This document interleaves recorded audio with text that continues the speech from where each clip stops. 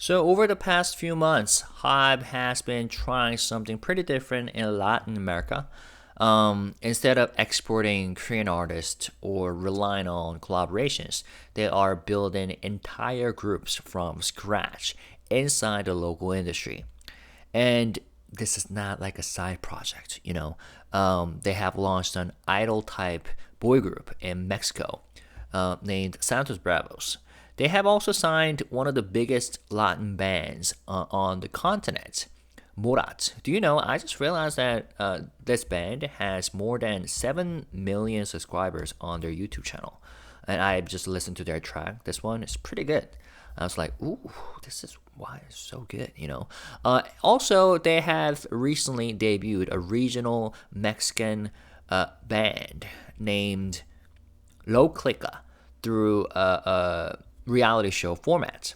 And all of this sits under HYBE's bigger so-called multi-home, multi-genre strategy, which is basically their way of saying that they're not limiting themselves to K-pop or to Korea.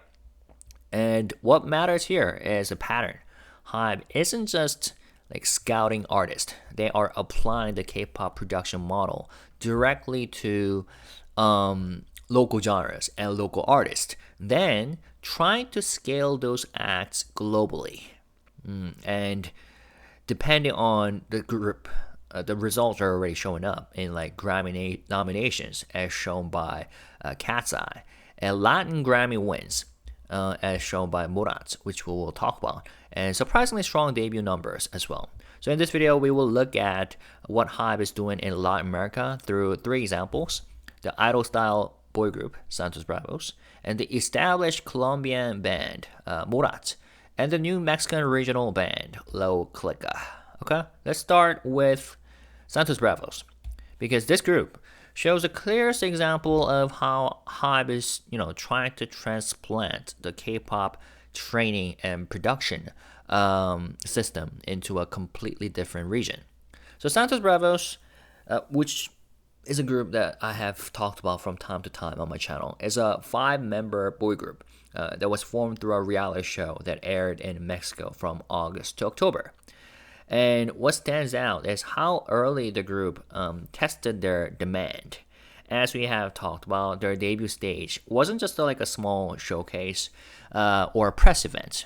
It was a 10,000 seat concert, and the tickets sold out, even though if I remember correctly, they were for free. But still, for a brand new act with no prior discography, that's pretty remarkable in any market.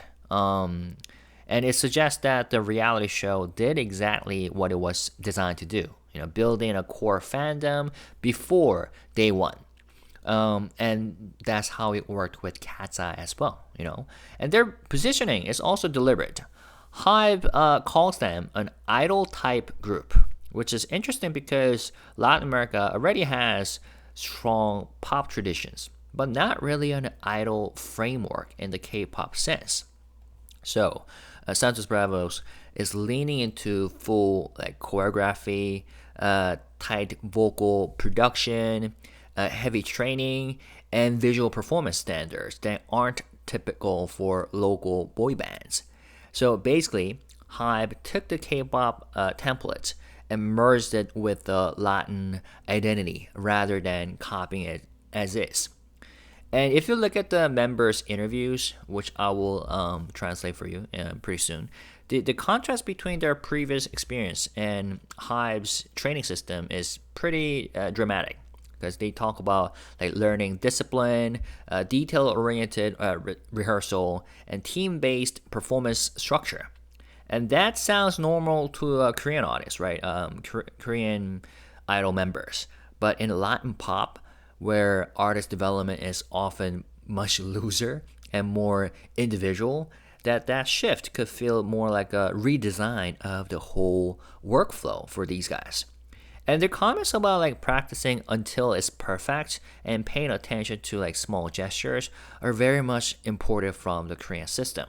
So let's look at the Q&A interview with Santos Bravos. Here, the first question: what was the first emotion you felt at the moment of debut?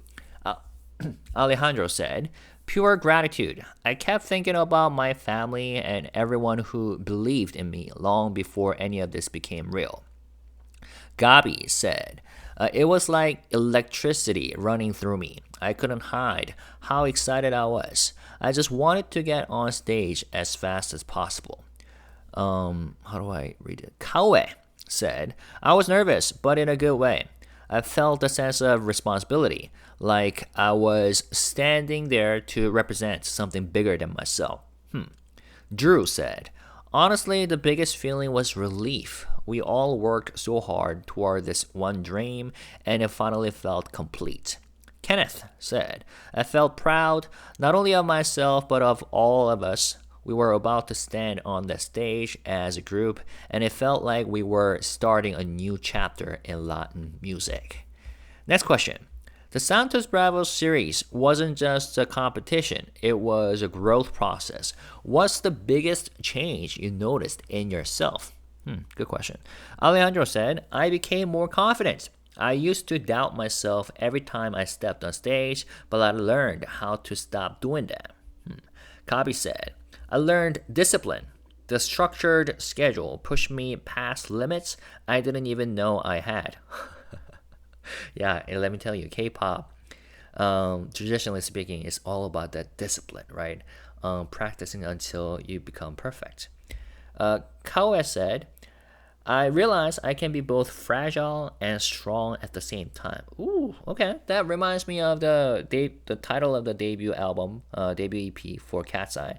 Soft is strong. Soft is strong. SIS. Next, Drew said, I discovered that I actually have leadership in me. Not the loud kind, but the kind that knows when to support from behind and when to step forward. Kenneth, I learned how to listen and take in other people's opinions better. My ear opened up to music, and my ear opened up to the coaches and the members too. That's pretty cool. Next question. After surviving the competition and making the final lineup, is there a moment that stands out? Now, from here on, they responded as a group. They said, we're basically brothers. We went through every tough moment and every happy moment together. So it's hard to choose just one. But the nights we stayed up rehearsing until sunrise, we will never forget those. Encouraging each other, pulling each other up. When I see the members next to me on stage, I know I'm not alone.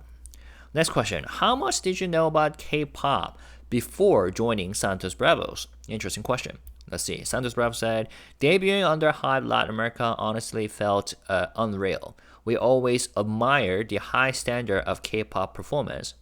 But the idea that a Latin group like us could actually be part of that, we never imagined it.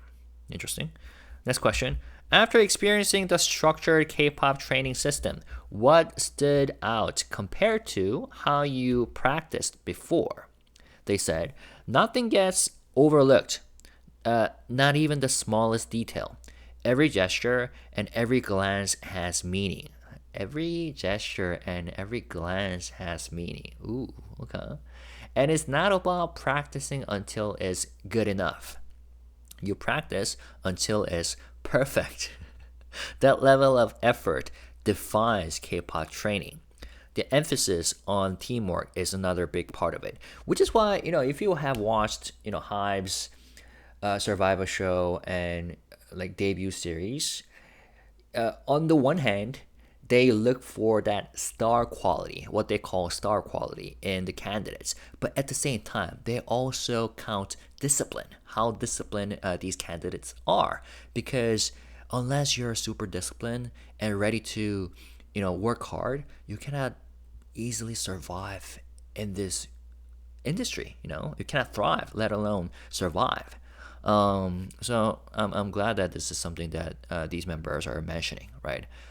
Saying that that level of effort defines K-pop training. The emphasis on teamwork is another big part of it. And it will be interesting to see because Asian countries, there's a difference in culture between Asian countries and Western countries in terms of the values of like individualism versus like group mentality.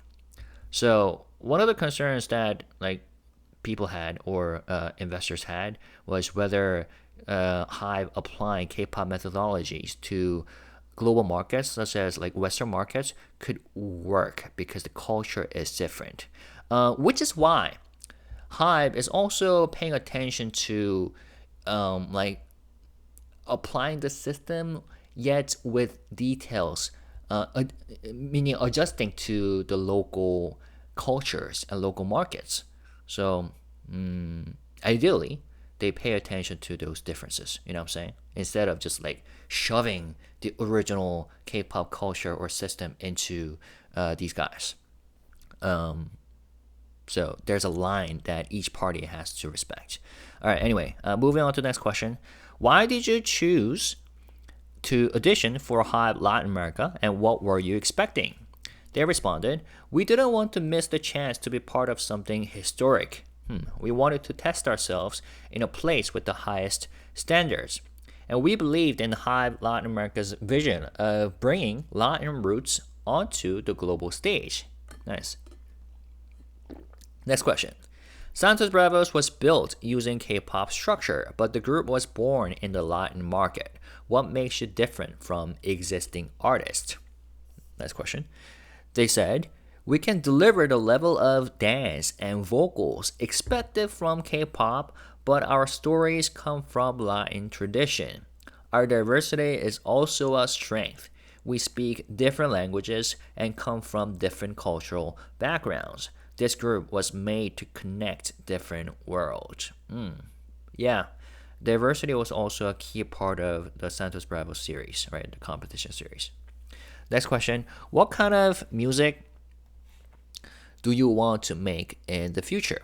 They said, "We want to create a new fusion of Latin rhythm and global pop, from energetic tracks that make you dance to ballads that hit emotionally. We don't want to limit ourselves by genre." Okay, so from energetic tracks that make you dance to ballads that hit emotionally, we don't want to limit ourselves by genre.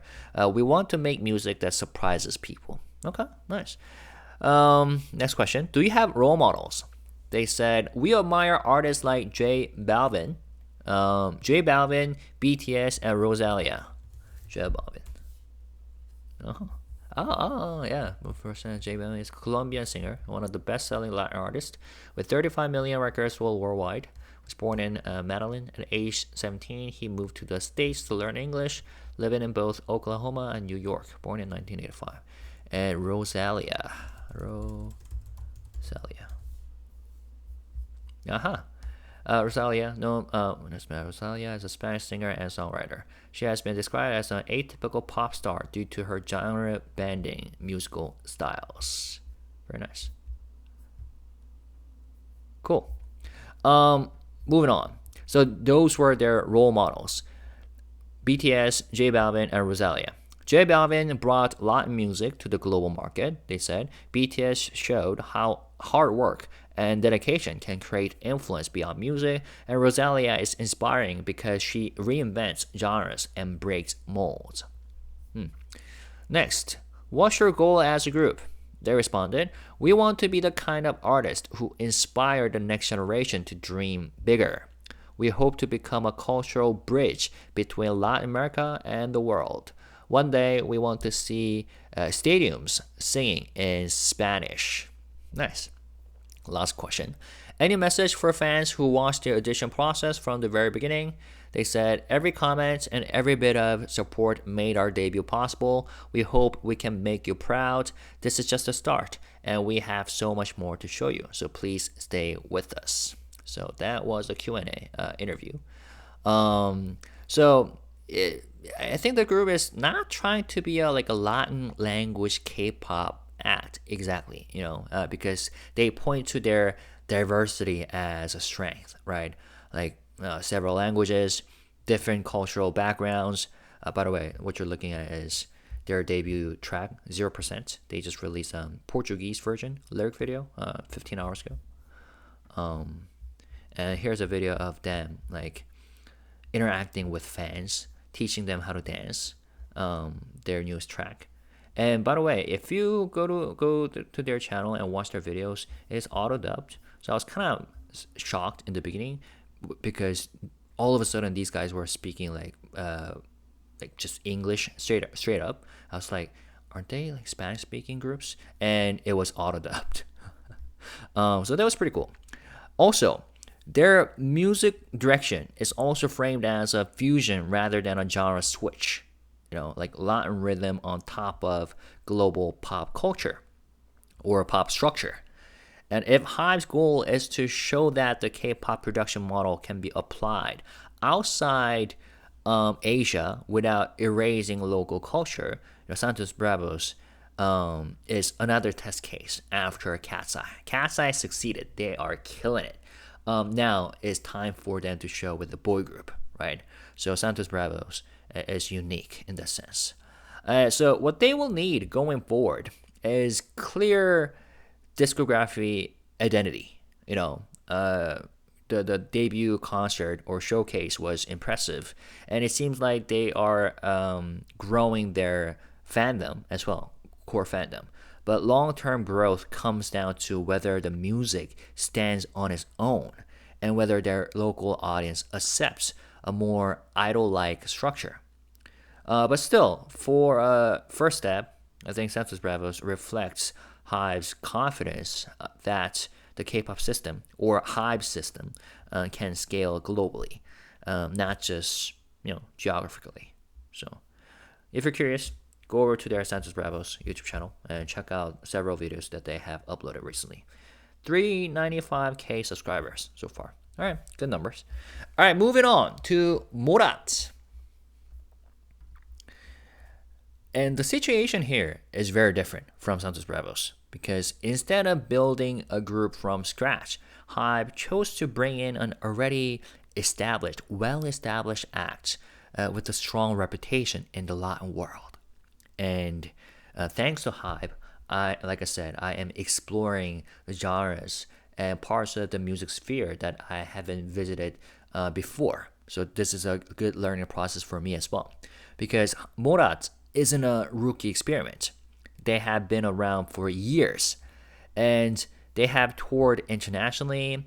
And they already have a loyal fan base across Spanish-speaking markets.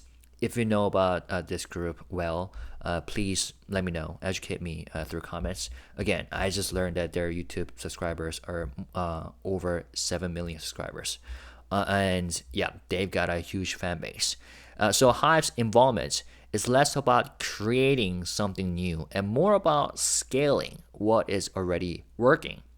And their recent win at the Latin Grammys for Best Pop and Rock Album is a good example of how timing lined up in HYBE's favor. HYBE Latin America signed a management deal with the band in July, this year, July. And by November, Morat was holding a major industry trophy. And that doesn't mean, HYBE caused the win, of course, but it does mean that HYBE attached itself to an artist who was already on an upward curve. And strategically, that's pretty smart because it lets HYBE encore its Latin portfolio with the group that brings credibility and stability and an existing audience. And the album that won, Ya Es Mañana, leans into like arena rock with a bit of like early 2000s nostalgia, and it topped Billboard's list of best Latin albums in the first half of 2025 and delivered a #1 on the Latin airplay chart. So in other words, the product was already strong before HYBE arrived. The band was already strong before HYBE arrived. And what HYBE can do is amplify Morat's global reach, especially in regions where Spanish language rock has been pushed aggressively. And the larger point is that HYBE isn't relying on one formula in Latin America. With Morat, they're not applying the K-pop training system at all. And they're not trying to idolify a band. They're simply extending their management and international promotion capabilities to a group that fits the local market perfectly. So I guess in a way, we can say that Morat balances the risk of projects like Santos Bravos. If the idol model doesn't fully translate in the region, Hive still has a proven act with awards and streaming power and touring demand. And you could think of it as like a portfolio approach, like one high potential experiment and one established encore. And combined with Cat's Eye's recent Grammy nominations, I think Morat's Latin Grammy wins also helps Hype like show that their multi-home and multi-genre strategy is real. It's not just a branding phase because they're showing up in multiple award circuits across different music cultures. So yeah, I think overall Morat represents the part of Hype's Latin strategy that's less visible to K-pop fans, but very important for business. Buying into an industry that already works rather than trying to rebuild it from the ground up. Again, I just started to explore their music, and especially this one, Ya Ya Es Mañana. It's pretty good. So I'm excited about exploring their discography further. If you have any specific recommendations, please give away in the comment section. All right. Now, last but not least, Low Clika. This one is interesting too. This group shows yet another path that Hybe is taking in Latin America. And this one sits somewhere between the Santos Bravos experiment and the Morat acquisition, so to say. Because the group comes from a reality competition format, but they're not really an idol type act at all. They are a band rooted in regional Mexican music, which is one of the fastest growing genres globally right now. And that already puts them in a different lane. And their debut single, I'm afraid I might butcher this. Can I copy and paste this and Google it? Would it?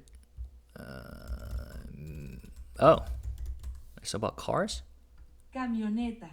Camionetas. And okay. Negro. Okay. So black car? Black vehicle? Alright. So that's their debut track. It blends traditional corridor elements with hip hop, trap, and a style called house tumbado. And if you have followed the rise of corridors tumbados over the past few years, the direction makes sense. It's a genre. Hold on, yeah, known as trap corridos, is a subgenre of regional Mexican music, specifically of a corrido, with musical elements of a narco corrido and rap music. Its style originated in the late 2010s. Starting in 2020, it was popularized by Mexican musician Nathaniel Gano. And I didn't know how huge this genre was. And it's a genre built on hybrid sounds. And Low Clika fits naturally into that ecosystem. And from that perspective, Hive didn't impose an external model. They let the band stick to the musical world they came from. And what Hive did add was infrastructure, right? Like production scale and access to high-profile collaborators like Wicked, Outside, and Julia Lewis, and global rollout strategy. That's the part most local bands don't usually get, and is exactly where Hive believes its global artist development model can make a difference. For example, according to a recent article, COO of Hive Latin America, Juan Arenas, basically said that Low Clika's debut is proof that Hive's core system can push regional Mexican music further into the global market. And the band itself is very different from Hive's typical roster. These are musicians with backgrounds in regional bands and traditional instruments and border town musical culture. And their identities weren't shaped in a training academy. They grew up like playing at gigs and small community shows. And the reality program, Paseo La Fama, didn't change their core sound. It rather packaged it into a format that could scale. So again, I think this is another smart move for HYBE because regional Mexican music has exploded in the U.S. market in terms of like streaming, touring, and even Grammy recognition. And instead of trying to create a K-pop inspired act like Santos Bravos, HYBE tapped into a genre that already has global momentum. So one could say that it's low risk compared to debuting a brand new format in a new region, but high upside if the group takes off.